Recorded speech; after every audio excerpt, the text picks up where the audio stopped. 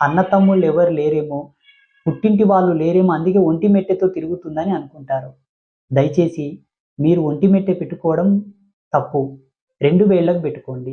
అవి కూడా ఒక వేలుకి 2 మెట్టెలు పెట్టుకోండి. చాలామంది ఏం చేస్తున్నారంటే సుట్లు ఉన్న మెట్టెలు పెట్టుకుంటారు. సుట్లు ఉన్న మెట్టెలు పెట్టుకోకూడదు. కాపురం కూడా సుడులు తిరుగుతుంది. భార్యాభర్తల మధ్యలో ఉన్న సఖ్యత కూడా చెడిపోతుంది. కుటుంబ ధర్మం కూడా సుడులు తిరుగుతుంది, సుడిలో పడిపోతుంది. 2 ఉంగరాలు కలిపి ఒక వేలుకు పెట్టుకోండి. అలా 2 వేళ్ళకు పెట్టుకోండి.